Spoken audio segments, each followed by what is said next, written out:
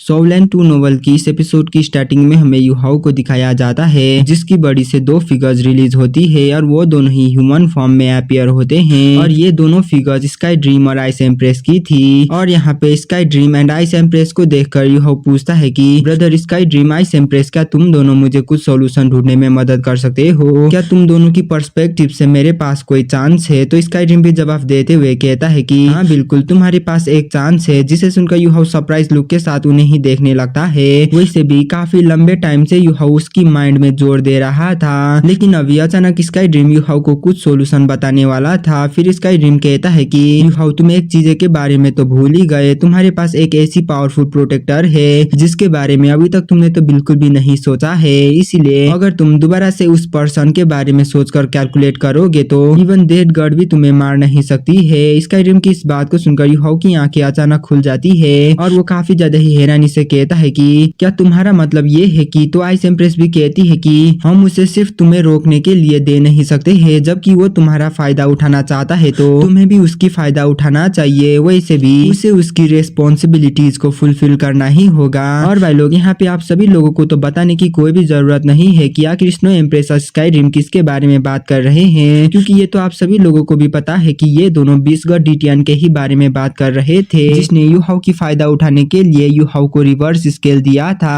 क्योंकि 20 गॉड डीटियन को ये डर है कि कहीं युहाओ गॉड रिलम में ना जाए और वो ह्यूमन लिमिट पर ब्रेक थ्रू ना करे। हालांकि सेम टाइम में डीटियन को ये भी डर था कि कहीं युहाओ यहाँ पे मारा ना जाए। अगर युहाओ यहाँ पे मारा जाता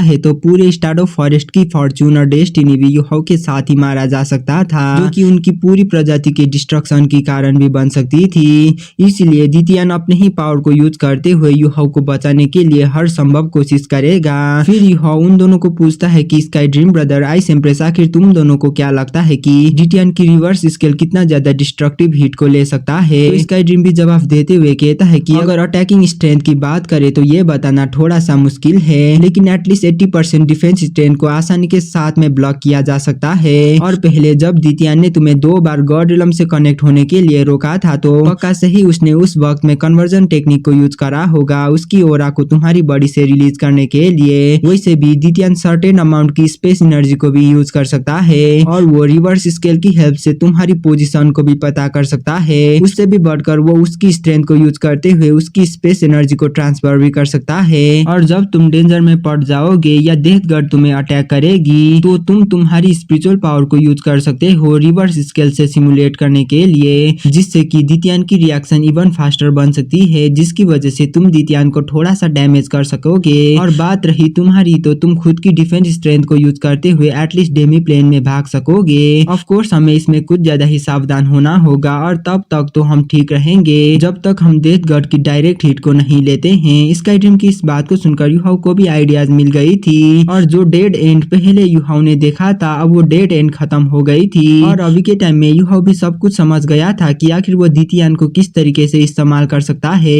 फिर हमें एक दिन बाद का सीन दिखाया जाता है जहाँ पे युहाओ जल्दी से सुबह जाग चुका था और प्रीवियस डे की कंपैरिजन में आज उसकी स्पिरिट अच्छा हो गई थी। और भाई लोग, अगर बात किया जाए तो युहाओ के लिए सभी चीजें डोंगरी थी और जब युहाओ को ये पता चला था कि तांग उटंग डोंगर नहीं है तो उसकी वजह से उसे काफी बड़ा झटका लगा था, जिसकी वजह से वो खुद को सैक्रिफाइस करने के बारे में भी सोचने लगा था। लेकिन फिर भी युहाओ जैसे तैसे करके खुद को कंट्रोल करता है क्योंकि उसे ये अच्छी तरीके से पता था कि डोंगर अभी भी सही सलामत है और जब वो सभी कंडीशन को फुलफिल कर पाएगा तो वो आसानी के साथ में डोंगर से मिल पाएगा। इसलिए अभी युहाओ को सिर्फ पावरफुल बनना था। और इसी के साथ हमें युहाओ को दिखाया जाता है जो टेंट से बाहर निकलकर ईस्ट के तरफ देख रहा था और ईस्ट की तरफ से आ रही पर्पल एनर्जी को यूज करते हुए वो पर्पल डेमन आई को कल्टीवेट कर रहा था। वैसे तो युहाओ की पर्पल डेमन आई अभी के टाइम में लिमिट पर पहुंच चुका था, लेकिन फिर भी वो पर्पल डेमन आई को कल्टीवेट करना कंटिन्यू करता है। और इसी के साथ तांग उटंग भी टेंट से बाहर निकल कर आती है जो कि युहाओ की ही बाजू में थी और अभी के टाइम में वो युहाओ को देख पाती है जो कि उसकी आंखें को कल्टीवेट कर रहा था।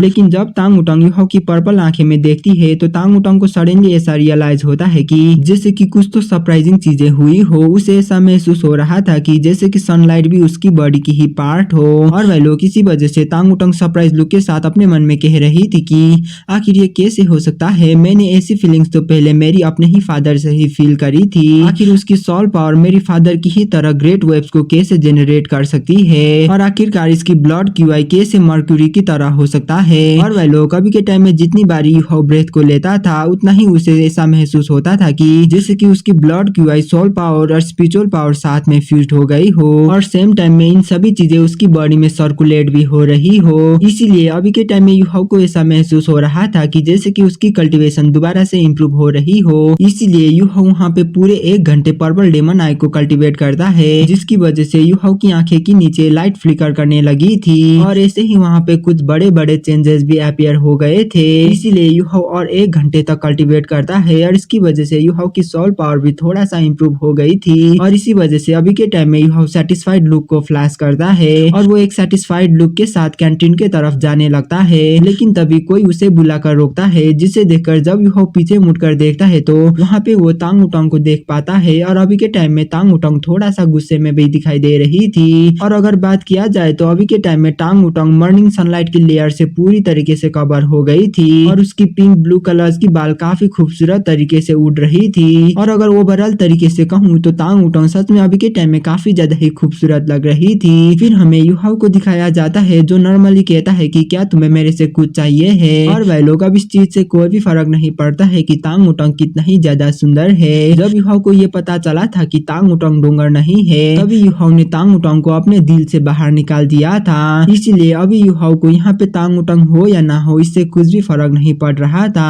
और वह लोग अगर हम लोग अभी के टाइम में तांग उटंग की बात किया जाए तो तांग उटंग अभी के टाइम में थोड़ा सा उदास दिखाई दे रही थी और जब यूहाओ ऑलमोस्ट 2 घंटे तक पर्पल डेमन आई को कल्टीवेट कर रहा था तो तांग उटंग यूहाओ की ही तरफ पूरे 2 घंटे से देख रही थी, लेकिन एंड में जाकर यूहाओ ने उसके तरफ एक बारी भी नहीं देखा। पर्पल डेमन आई को कल्टीवेट करने के बाद यूहाओ चुपचाप बिना देखे बिना कुछ बोले कैंटीन के तरफ जाने लगा था और अभी यूहाओ को देखकर तांग उटंग भी ये कह सकती थी कि यूहाओ ने उसकी प्रेजेंस को भी नोटिस नहीं करा है। और वह लोग इसी के साथ तांग उटंग यूहाओ को कहती है कि मुझे तो ऐसा लगा था कि तुम तो स्पिरिचुअल पावर के लिए जाना जाते हो, एक जिंदा इंसान तुम्हारे ही बाजू में खड़ी थी लेकिन फिर भी तुम उसे महसूस कर नहीं पाए और ना ही तुम उसे देख पाए, क्या तुम अंधे हो? तो यूहाओ भी माफी मांगते हुए कहता है कि मुझे माफ करना, मेरी ध्यान पूरी तरीके से कल्टीवेशन करने में चला गया था, इसीलिए मैंने तुम्हें नोटिस नहीं करा होगा। तो क्या तुम्हें मुझसे कुछ चाहिए? यूहाओ को ऐसे डायरेक्टली क्वेश्चन पूछता देख तांग उटंग कुछ भी जवाब दे नहीं पाती है, बस वो यूहाओ की क्लीन आईज को ही फोकस करके देखती है। और अभी के टाइम में तांग उटंग खुद भी थोड़ा सा हैरान हो गई थी और वो अपने मन में कह रही थी कि हाँ बिल्कुल, मैंने बस उसे बिन बजाय रोक दिया, लेकिन फिर भी मुझे ऐसा महसूस क्यों हो रहा है कि इस फेलो की current behaviour and appearance disgusting हो गई है। अभी तांग उटंग को ऐसा महसूस हो रहा था कि अभी की यूहाओ पहले की ठरकी यूहाओ से भी ज्यादा बुरा और डिसगस्टिंग हो गई है। ऑफ कोर्स इन बातें के बारे में यूहाओ को कुछ भी पता नहीं था क्योंकि तांग उटंग इन बातें को मन में ही सोच रही थी। जबकि इस तरफ तांग उटंग को ऐसे चुपचाप देख यूहाओ एक फेंट स्माइल के साथ नोट करता है और वो तांग उटंग को कुछ कहे बिना पीछे मुड़कर कैंटीन की तरफ जाने लगता है, जिसे देखकर तांग उटंग फिस्ट को क्लेंच करती है और वो जितना यूहाओ को दूर जाता देखती है वो उतना ही ज्यादा गुस्सा होने लगती है। और अभी तांग उटंग को ये पता नहीं था कि आखिरकार यूहाओ क्यों इतना ज्यादा बेवकूफ है, लेकिन फिर भी अभी के टाइम में तांग उटंग इस बेवकूफ को सच में काफी बुरी तरीके से पीटना चाहती थी। फिर तांग उटंग दोबारा से यूहाओ को प्राइडफुली रोकती है और वो यूहाओ के तरफ जाते हुए कहती है कि मैं भी ब्रेकफास्ट करना चाहती हूँ। और वह लोग अभी के टाइम में तांग उटंग अपने एरोगेंट चीन को प्राइडफुल तरीके से आगे बढ़ रही थी और ऐसे ही ब्रेकफास्ट करने के बाद यूहाओ चुपचाप वहाँ से निकल जाता है और वो निकलने से पहले तांग उटंग को कुछ भी नहीं कहता और ना ही वो तांग उटंग के तरफ ही देखता है। और वो कैंटीन से डायरेक्टली बाहर आने के बाद वो डायरेक्टली टेंट के अंदर लौट जाता है और वो दोबारा से बाहर नहीं निकलता, इवन वो लंच करने के लिए भी बाहर नहीं आता। जबकि इस तरफ बाकी लोग भी यूहाओ को डिस्टर्ब नहीं करते हैं क्योंकि ये सोल मास्टर के लिए नॉर्मल बात है कि वो लोग कभी भी क्लोज डोर कल्टीवेशन में लॉन्च करने के लिए नहीं आ सकते हैं। वो यूहाओ तभी दोबारा से बाहर अपीयर होता है जब बाहर की आसमान पूरी तरीके से डार्क होती है और इस टाइम में यूहाओ बाहर आने के साथ ही डायरेक्टली कमांडर टेंट के अंदर चले गया था। और वह लोग इसी के साथ हमारी ये वाला एपिसोड यहीं पे खत्म होती है। मिलते अगले वीडियो में, तब तक के लिए बाय बाय।